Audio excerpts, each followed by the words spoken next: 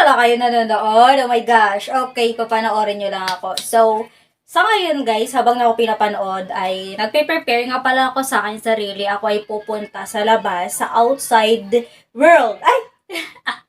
Lalabas lang ako ng bahay kasi nga, 'di ba? Ang hirap na. Putik. Gaawas gapon ang sigida. Uy, hirap. Sengget ka, no? Walang umalog, no? Walang umalog sa'yo, no? Oh. So, lotion ko. And so, maglo-lotion lang ako, mga ante. Dahil nanonood kayo sa akin, sige, panoorin nyo lang ako. Buhay nyo yan eh. Diba? Tapos lalaitin nyo ako. Hindi, Actually, nag-deodorant na pala ako kanina pagkatapos ko ligo. Tingnan niyo yung buhok ko. Medyo basa pa yan. Yan, oo. Kakatapos ko lang maligo. So, mga 30 minutes. Natuyot pala yung buhok ko dahil sa electric fan namin. Ngayon magbi-video ako, di ba? Grabe, te. Ang payat ko, te. Te. Oh my God. Bakit kayo nanonood? Huwag nyo kasi ako panoorin, te. Masayang ang buhay nyo. So, ewan ko ba guys, naglo-lotion ako pagkatapos maligo para na pumuti-puti naman kita. Uy, kaya mga panit naton, galing manibukid, panit man isang karbaw ang ako ng mga panit. Mayo, nagputi-puti na ko, te. Yan o, balbo na ko dyan pati sa kamay ko. Kita niyo ang mga hair? Yan o. Balbon kasi ako hanggang dyan. Oh my God. Dahil ang ganda ngayon ng aking outfit. Mas maganda kung ipapakita yung ating kilikili. So, ito lang siya. At mag-lotion din ako sa akin paa kasi baka lalaitin ako sa labas. Sobrang hairy din ang aking is dito ko. Yan o. Marami akong hair there. Yan. Nasa lahi na kasi talaga namin yun na mabalbon or maraming buhok sa mga paa at sa mga binte. Nasa lahi na namin yun. Pero ako yung bukod tangi sa aming relatives at sa aking mga magpipinsan, ako yung bukod tangi na merong makapal yung buhok sa kilikili.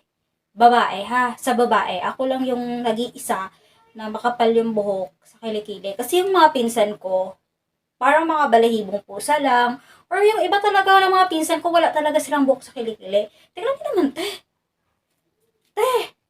Siguro mga to be honest, mga edad ko 12 years old na nagkaroon ako dito ng buhok sa kilikili. Nag-story time si ante. Ka-teacher? Diba? Yan. Yan. 12 years old ako na tinubuan ng buhok dito sa kilikili. Tapos, yung ginagawa ko, inaahit ko siya. Ganyan. Sinashave ko yan ng bata pa ako. Kasi gusto ko magsuot ng mga ganitong sando at makapunta sa...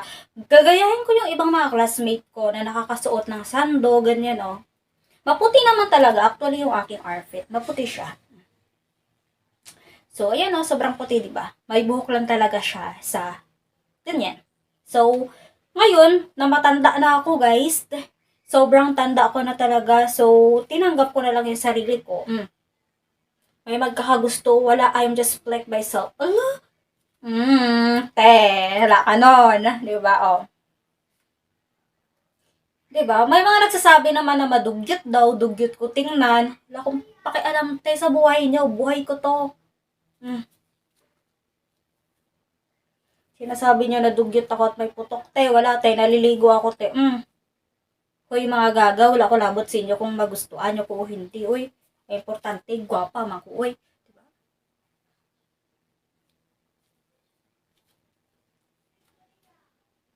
Wow! I'm just pretty! Sobra talaga. Siyempre, guys, magagandahan talaga ako sa sarili ko. Kanino pa ba ako magagandahan sa'yo? Nagaga ka? Kanino pa ba ako magagandahan sa'yo? Siyempre sa sarili ko. Gandang-ganda ako sa sarili ko eh. Buhat na buhat ko yung sarili kong upuan. Pak. Ganon. ganyan lang, te. O, ganyan lang mag-flex. May magkakagusto man sa'yo, tandaan mo, maganda ka. Mm. Oh my God! I'm just so pretty. Enough na to, guys. Enough na to. Kasi baka may mamatay na naman sa lait. Eh, Git ka, no? Di. Ganda, no? Kahit saan ang gulo. Ganda, no? Basta ka nga din, te ka.